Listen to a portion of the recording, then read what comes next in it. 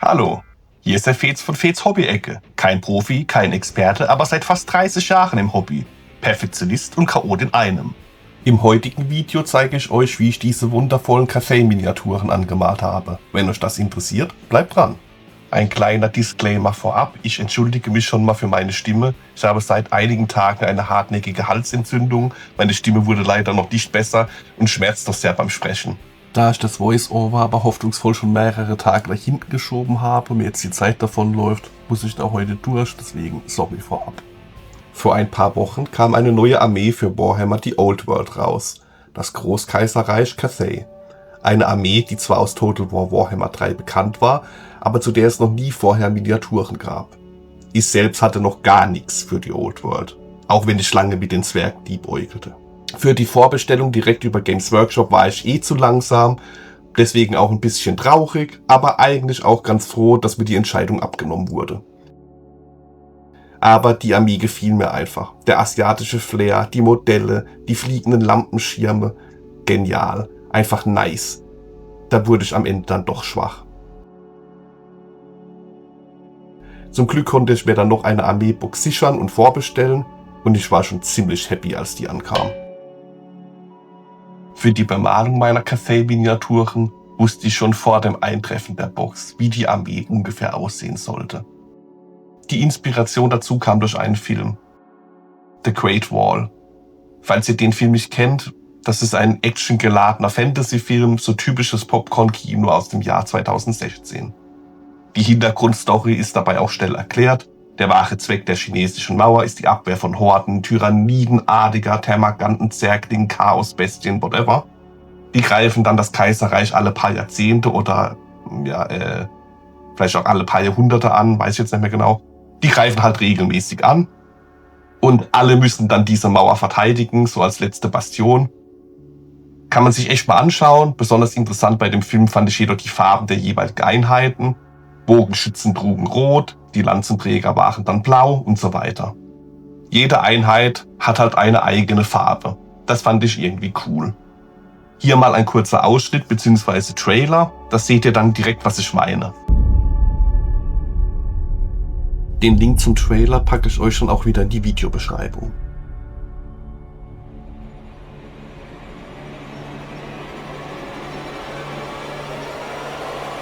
What if an army was created to defend our world? Das sieht halt schon ziemlich cool aus. Hier die chinesische Mauer. Kept a secret. An elite fighting force hidden from history, sacrificing everything to keep humanity safe. Es wurde schon mal sehr schön, woher meine Inspiration kam. 100,000 warriors strong. Jede Einheit oder jeder Einheitentyp hat seine eigene Farbe. Forces of nature. Tiger. Eagle. Das ist in dem Film schon echt gut gemacht. Deer. Es sieht jetzt nicht zu übertrieben aus. Bear. Crane. Built to keep up the ferocious Tao Te. Das The sieht man die Great Wall ganzen is the most powerful Tyranniden defensive anstürmen. structure ever built. But it is the heroes within. Ist halt ein Fantasy-Action-Film, klar. Aber Fighting not for glory. es unterhält einen dann doch schon ganz gut, finde ich. An order of heroes that will be forever. Kann man sich echt mal anschauen. Ja, und eben The nameless diesen order. Style, das wollte ich als Inspiration nehmen, auch für meine Cathay. Das wollte ich auch so, dass jede Einheit, jeder Einheitentyp eben so seine eigene Farbe hat. Und trotzdem wollte ich es nicht so haben, was meine Befürchtung war, dass bei den Miniaturen das dann so aussieht, als ob das dann übertrieben knallbunte Power Rangers Miniaturen wären. Das wollte ich nicht. Im Film haben sie es auch gut hinbekommen, dass es eben nicht so ist, aber für die Miniaturen selbst musste ich mir dann doch nochmal ein bisschen was anderes einfallen lassen. Aber ich glaube, mir ist da echt eine sehr gute Mischung gelungen. Also mir gefallen die richtig gut. Und ja, jetzt zeige ich euch mal, wie ich da vorgegangen bin. Der Start mit der Slapshot-Technik hat mir bei meinen Terminatoren gut gefallen. Und hier haben wir ja eine richtig große Armeebox mit 50 Modellen. Da dachte ich mir, lohnt sich doch Slapshot auch. Also hier auch mit einer schwarzen Grundierung gestartet. Danach gibt es dann wieder einen zenitalen Highlight mit Korax White. Ja, ich weiß, ich bin schon älter. Mittlerweile heißt das Zeug einfach White Scar.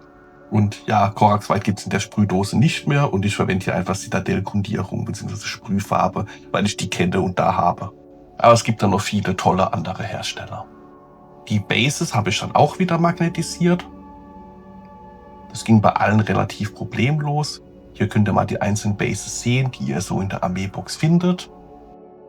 Nur bei diesem einen hier, da musste ich etwas tricksen und was von den Verstärkungsstreben rausknipsen, damit der Magnet da Platz hat. Hier nochmal die Testmodelle in Nahaufnahme. Mir war besonders wichtig, dass die Minis jeweils durch die Farbe der Einheit wirken. Außerdem wollte ich auch so einen Jade-ähnlichen Touch bei den asiatischen Schuppenpanzern erreichen.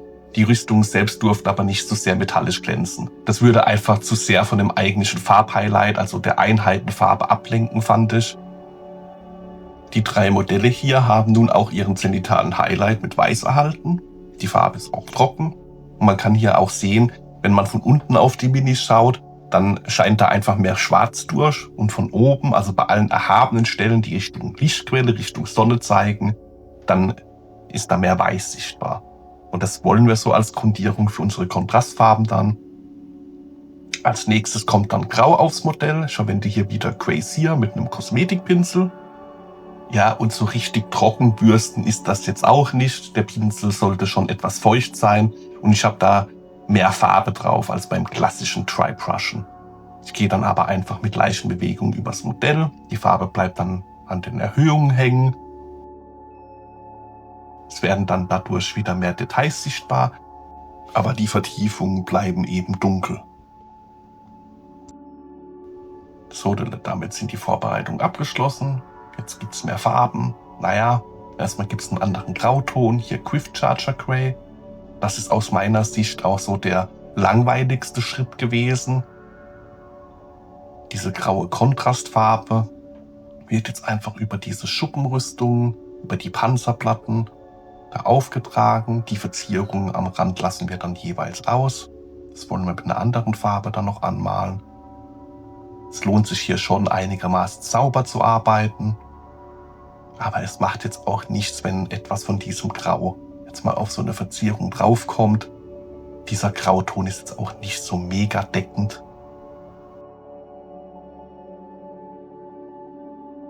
Was ich gern vergesse, sind einfach die Arme und Beine. Da muss die Rüstung natürlich auch grau angemalt werden.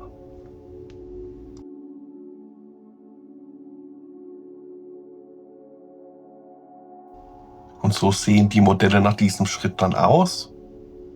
Wie eingangs gesagt, möchte ich, dass die Rüstungen eher dezent im Hintergrund bleiben und die Einheiten eben durch die Einheitenfarben leuchten und strahlen. Was ich hier dann aber leider gemacht habe, was ich zuvor bei den Testmodellen nicht gemacht habe, ist, dass ich auch die Schultern mit Quiff Charger Grey angemalt hatte. Diesen Schritt hätte ich mir sparen können, weil wir die Schultern ja auch in der Einheitenfarbe anmalen wollen. Deswegen müssen wir da jetzt erst nochmal mit einem Schritt White Scar nochmal über die Schultern drüber, die nochmal aufhellen, einfach mit der Layerfarbe drüber, damit dann auch die verwendete Kontrastfarbe besser rüberkommt. Und hier sieht man dann am Beispiel des Kavalleriemodells, da hätte man theoretisch nochmal mit einer Schicht White Scar drüber gehen können, aber jo, passt auch so. Aber welche Einheitenfarben schwebten mir vor und welche Cathay-Modelle passen denn dazu? Zum einen haben wir natürlich auf der linken Seite das Eagle Core, Pfeil und Bogen, da gibt es noch gar kein Cathay-Äquivalent dazu, also noch gar keine Modelle. Würde ich Flash Heroes Red verwenden, für die Jadekrieger mit Speeren Thalassa Blue, dann für die Jadekrieger mit Schwert und Schild Black Templar, für die Kavallerie Luxion Purple, super geniale Farbe finde ich, und dann Tiger Core ist dann die Artillerie, also für die Großkanone bzw. diese Raketenbatterie Ianten Yellow. Das waren so meine Ideen und Überlegungen dazu. Das würde ich dann hier auch an diesen 3 beispielhaften Modellen zeigen. Einmal Kavallerie, einmal Schwert und Schild und einmal Jadekrieger mit Speer. Los geht's dann mit der Kavallerie. Wie wir in der Übersicht gesehen haben, verwenden wir dazu Luxion Purple. Für die Schwert- und Schildträger und Trägerinnen verwenden wir Black Templar.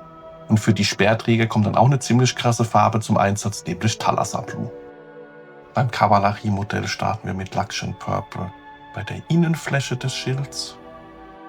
Dann natürlich auch dieser Kopfschmuck am Helm. Dann der gesamte Stoff, den das Modell trägt. Unter dem Wappenrock gibt es dann auch auf beiden Seiten noch so eine ganz schmale Stoffkante, die wir hier noch vorsichtig anmalen. Die Schultern dürfen natürlich auch nicht vergessen werden. Dann auch diese Verzierungsbümpel an der Rüstung des Pferdes.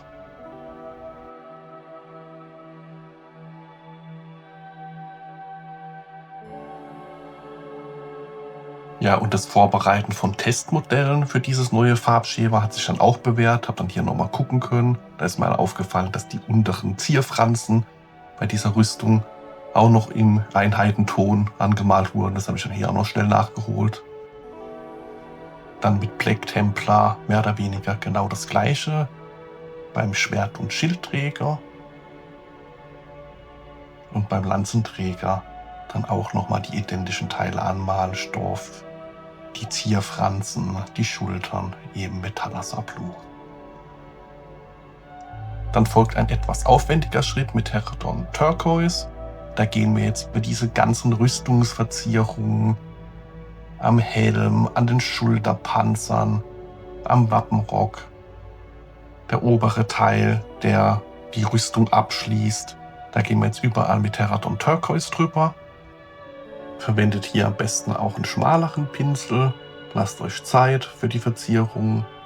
Es lohnt sich hier sauber zu arbeiten, aber es ist auch kein Weltuntergang, wenn etwas von der Kontrastfarbe jetzt in andere Bereiche reinlaufen würde.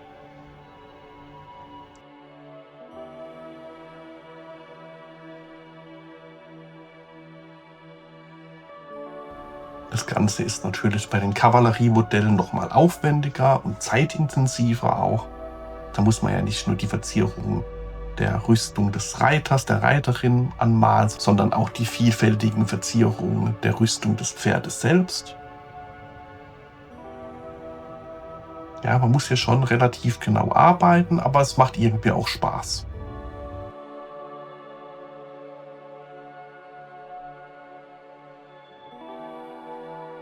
Mit der gleichen Farbe gehen wir dann auch über den äußeren Ring der Schilde drüber. Und danach folgt dann der abschließende Schritt für die Rüstung, um diesen jadeähnlichen, grünlichen Touch zu bekommen. Gehe ich da hier mit Coelia Queenshade über alle Bereiche der Rüstung drüber, die wir zuvor mit Griftcharger Grey angemalt haben, aber auch die Teile, die wir zuvor mit Terradon Turquoise, also alle Verzierungen, da gehe ich auch mit dem grünlichen Wash drüber. Und dadurch blendet die Rüstung schön ineinander ein und ja, hat so einen ganz leichten grünlichen Schimmer.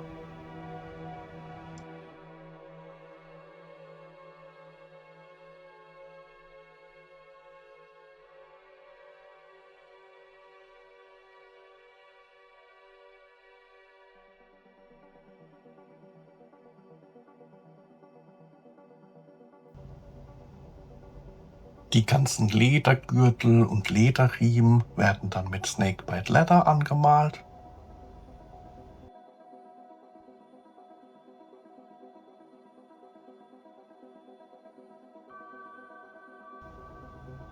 Auch die Riemen, die die Schwertscheide am Gürtel befestigen. Die Schwertscheide selbst malen wir dann aber mit einer anderen Farbe an.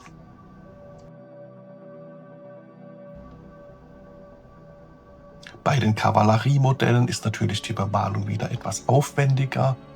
Hier natürlich auch die Zügel bemalen und allgemein haben die Kavalleriemodelle so unglaublich viele Details hier und da. Man kann so richtig, wenn man bei dem Schritt ist, nochmal das Modell neu entdecken. Und ja, ich habe versucht mich da jetzt nicht zu sehr drauf zu fokussieren, wirklich jedes Detail in einer anderen Lederfarbe etc. zu bearbeiten, sondern ich bin da wirklich jetzt erstmal komplett mit Snakebite Leather komplett überall drüber. Alles, was so lederartig war, alles, was so ein Lederriemen war, etc. Aber da kann man echt schon unglaublich viel machen mit den Modellen. Die sind sehr, sehr detailreich. Und wenn wir schon bei den Kavalleriemodellen sind, kann man sich natürlich auch bei der Farbe der Pferde selbst austoben. Dieses Testmodell hier habe ich mit Cygor Brown angemalt. Das andere Modell werde ich jetzt mit Gore Quantafer anmalen. Ich habe hier auch mal eine Übersicht gemacht. Das sind so die Citadel Kontrastfarben, die ich mir gut vorstellen kann an so einem Pferd. Und da ja in dieser großen Armeebox 10 Kavalleriemodelle drin sind, kann ich auch jede dieser Farben zumindest einmal verwenden und das ausprobieren.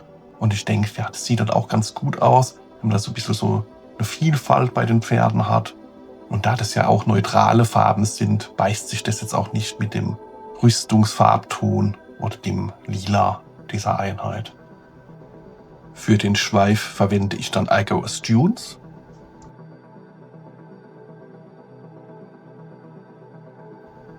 Dann kommt nochmal Gore Quantafer zum Einsatz. Das verwende ich für den Sattel, für die Schwertscheiden. Oder hier bei dem Infanteriemodell dieses Büchlein, was so am Gürtel hängt. Dann hebt sich das auch noch ein bisschen von dem Snakebite Leather ab, also von der Gürtelfarbe. Die hölzernen Teile an den Lanzen und an den Speeren, dann mit Contrast Wildwood. Ganz ohne metallische Farben kommen wir dann doch nicht aus. Für verschiedene Stellen benutze ich dann Ned Belcher, Retributor Armor und Balthasar Gold. Mit Balthasar Gold bemale ich zum Beispiel diese kleinen Accessoires, diesen Teekessel. Mit Ned Belcher die Schwertklingen, die Speerspitzen. Also im Wesentlichen alle scharfen und spitzen Klingen der Waffen. Mit Retributor Armor dann über die Verzierung oder hier auch die Aufhängung an den Speeren. Bei den Schwertscheiden dann auch noch die Verzierung anmalen. Die Verzierungen sind da alle so erhöht im Modell dargestellt. Das heißt, da kann man relativ simpel mit dem Pinsel drüber gehen. Auch die Verzierung auf den Büchern und bei den Kavalleriemodellen, bei den Lanzen eben diese Drachenverzierung, auch mit Gold. Ganz wichtig, ihr seht es hier, nach der Verwendung der Metallfarben muss man das Wasser dringend austauschen, sonst läuft man Gefahr, dass man mit jeder weiteren Farbe einfach auch diese glänzenden metallischen Partikel mit aufs Modell überträgt und das wollen wir nicht. Für meine Cathay wollte ich ja so richtig schöne, saftig grüne Grasflächen mit verschiedenen Blumen, Kirschblüten und so weiter. Anfangen müssen wir aber erstmal mit Brauntönen. Ihr werdet sehen, ich habe bei der Base-Gestaltung sehr viele Schritte mit reingenommen. Da bin ich mir auch gar nicht sicher, ob man wirklich die einzelnen Schritte später auf den fertigen Bases noch so wahrnehmen kann. Aber ich mache es mal genauso, wie ich es bei den Testmodellen gemacht habe. Der erste Schritt ist hier erstmal mit Vallejo Diorama FX im Farbton Brown Earth über die Bases zu gehen. Das wird dann auch wieder einige Zeit zum Trocknen benötigen. Und dann haben wir aber erstmal so eine schöne, ja, erdige, sandige Textur auf den Bases. Und damit können wir dann weiterarbeiten. Und da ich die Texturfarbe auch nicht so dick aufgetragen habe, ist die auch relativ schnell getrocknet.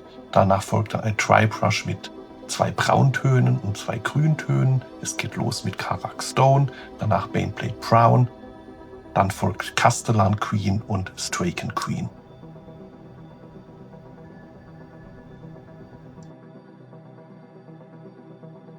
Dann folgt ein Shade mit Arcrax Earthshade.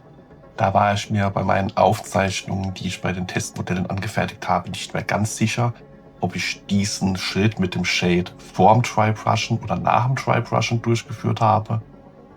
Bin auch nicht sicher, wie viel Auswirkungen das jetzt wirklich hat, ob man es jetzt so rum oder so rum macht. Ich glaube dass man das später kaum noch wahrnehmen wird. Sämtliche Rüstungshighlights, die wir vorher mit Terradon Turquoise angemalt haben, werden jetzt nochmal mit Zotek Green und abschließend mit Templeguard Blue gehighlightet. Mit dem Zotek Green zum Beispiel über die Verzierung an den Schultern oder auch hier beim Helm, die Kanten der Schilde. Dann vor allem auch bei der Schuppenrüstung der Pferde eignet sich da auch nochmal sehr guten Highlight, um die schönen Details rauszuarbeiten.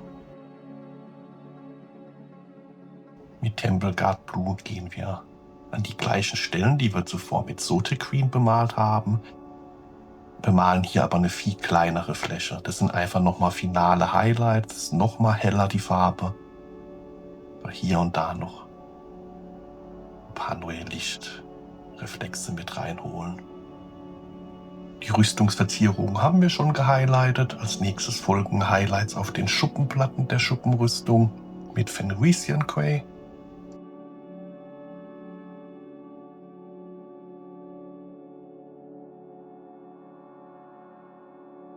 Vor allem beim Pferd, bei den Schuppenpanzern hier bei der Pferderüstung. Hier habe ich, glaube ich, diesmal etwas mehr Farbe verwendet, beziehungsweise die Farbe weniger verdünnt als bei den Testmodellen. Das ist aber im Endeffekt auch nicht so wild.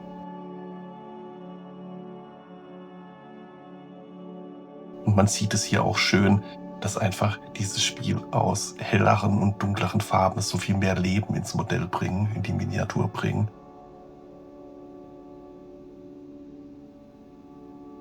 Das hat schon sehr viel Spaß gemacht. Das ist für mich persönlich auch immer so der Teil beim Miniaturen bemalen, wenn man dann sieht, wie dann die Details nochmal so rauspoppen. Das macht einfach sehr viel Spaß. Für die Schwertgriffe verwende ich dann Flash Tearers Red. Bei dem Kavalleriemodell sieht man das jetzt hier bei der Kamera kaum. Und das Rot ist einfach nochmal so ein Highlight. Es nimmt nicht viel vom Modell ein. Also prozentual ist ja der Rotanteil da minimal. Aber es ist einfach nochmal so ein ganz kleines, besonderes Highlight. Kommt da jetzt viel besser rüber, als wenn man da jetzt einfach einen Braunton verwendet hätte zum Beispiel. Anschließend bekommen die Klingen und Speerspitzen noch weitere Highlights mit helleren Silbertönen. Zum einen Ironbreaker und dann nochmal ein Ton heller Runefang-Stil. Alle Teile der Klingen an den Waffen, die nach oben zeigen, dann mit diesen beiden Farben highlighten. Mit der jeweils helleren Farbe malen wir hierbei immer ein bisschen weniger der Fläche an. Für die Schattierung der goldenen Teile verwenden wir dann wieder Wakeland Flash Shade.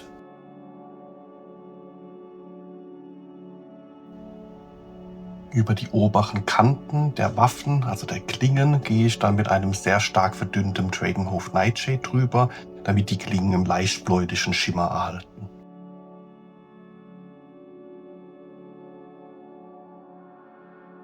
Über die Gesichter gehe ich dann mit Palette Witch Flash. Und da das ja auch ein Weißton ist und es jetzt auch nicht so wichtig ist, welchen Weißton wir verwenden, gehe ich da jetzt auch nochmal über die Edelsteine vorne an den Helmen drüber und auch an den Schwertscheiden.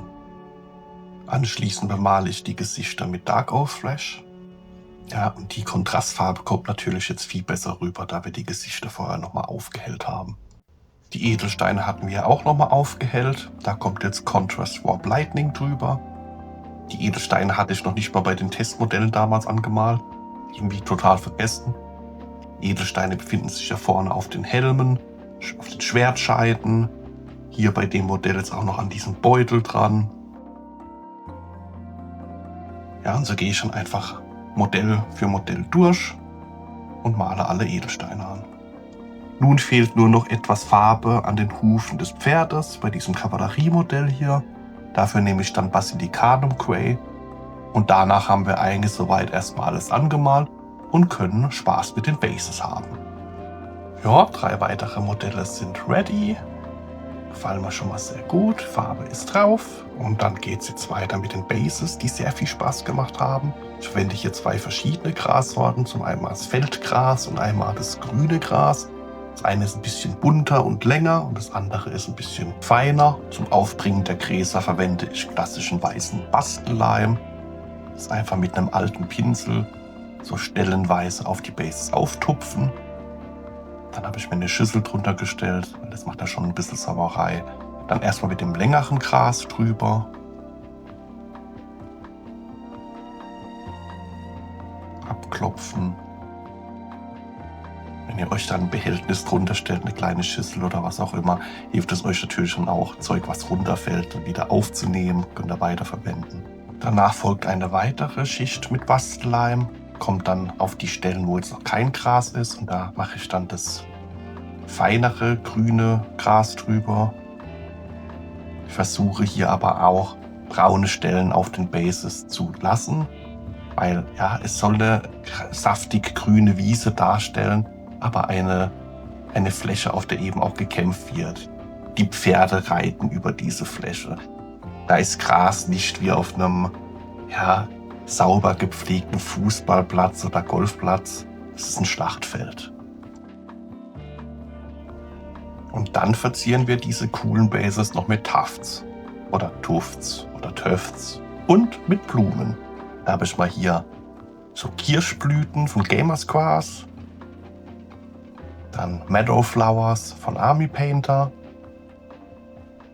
und dann noch verschiedene Tufts, Mountain Tuft, Highland Tuft und Swamp Tufts. Und die bringe ich dann jetzt hier, wie bei den Testmodellen, noch auf den Bases auf. Einfach um da auch eine schöne Varianz zu haben. Hier die Meadowflowers. Bei den Kavalleriemodellen hat man natürlich aufgrund der Basegröße mehr Platz. Verschiedene Tufts, Meadowflowers, Kirschblüten kombiniert. Und wenn dann mehrere Einheiten, das ist ja das Tolle bei The Old World oder war damals auch gut bei Warhammer Fantasy, finde ich, wenn die Einheiten dann eben aufgrund der rechteckigen Bases so in Reihe und Glied stehen, das ist schon ein beeindruckendes Bild. Aber durch die Verwendung von den verschiedenen Tufts und Blumen, ja, um da wirklich Abwechslung reinzubringen, das sieht halt Hammer aus dann. Ich finde das cool. Es hat dann auch super viel Spaß gemacht, das zu dekorieren. Da muss man sich selbst dann aber auch immer dazu zwingen, dann nicht in ein Schema zu verfallen.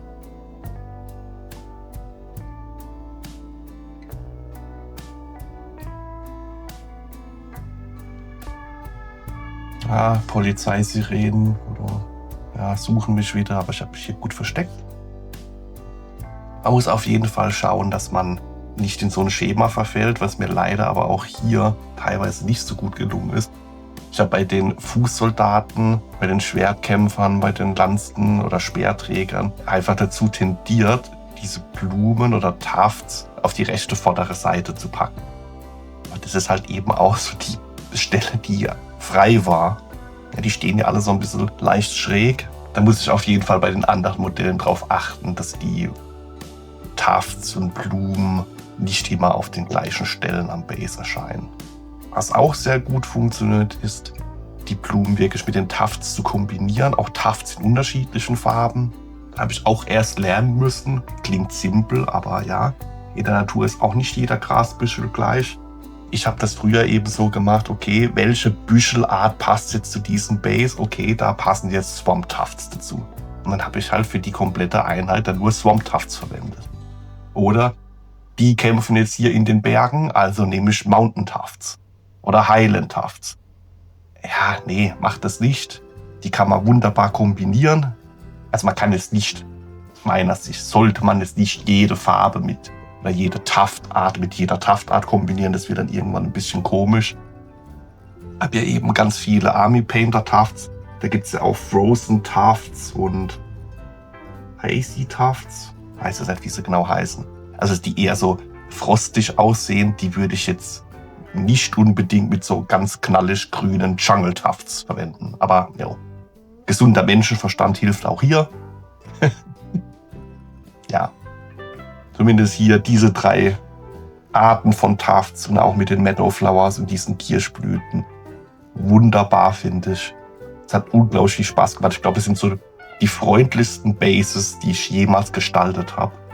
Aber gut, ist ja auch ein komplett anderes Spielsystem, ist die Old World. Da kann man auch mal gern was anderes ausprobieren und auch Blumen aufs Base packen.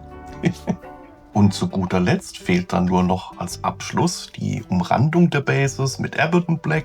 2 dünne Schichten drüber, unspektakulär, zapp, zapp, einfach 2-mal rum und gut ist. Und das sind sie, meine finalen Modelle, das jeweilige Testmodell und dann das in diesem Video bemalte Modell, Schwertkämpfer, Speerträger und Kavallerie. Ich bin mit diesen Modellen sehr zufrieden, die haben mir unglaublich viel Spaß gemacht. Ich bin froh, dass ich mit meiner Idee, mit der Inspiration aus dem Film The Great Wall, das so umsetzen konnte, dass sie so rausgekommen sind. Ungefähr so habe ich mir das auch vorgestellt gehabt. Sie sehen nicht nach bunten Power Rangers aus. Sie haben diesen jadegrünen asiatischen Flair. Jede Einheit hat eine eigene Highlight-Farbe. Genauso wollte ich das. Bei den Artilleriemodellen werde ich dann noch als Einheitenfarbe das Gelb verwenden, hatte ich ja in der Übersicht am Anfang gezeigt. Und dann muss ich einfach darauf hoffen, dass es irgendwann noch Cathay-Bogenschützen gibt, damit das Rot auch noch zum Einsatz kommen kann. Ich freue mich auf jeden Fall über die Modelle. Ich hatte meinen Spaß daran. Ich hoffe, euch hat das Video gefallen. Ihr konntet daraus etwas mitnehmen, Inspiration für eure Bemalprojekte oder für eure Base-Gestaltung. Oder ihr hattet einfach eine gute Zeit. Das ist auch in Ordnung. Ich bedanke mich bei euch fürs Zuschauen. Abonniert den Kanal, das hilft unglaublich und motiviert sehr. Lasst ein Like da und packt in die Kommentare, was euch gefallen hat und auch, was euch vielleicht nicht gefallen hat. Was würdet ihr verbessern? Lasst es mich wissen. Wir sehen uns in den Kommentaren. Ich freue mich auf euch und bis zum nächsten Mal.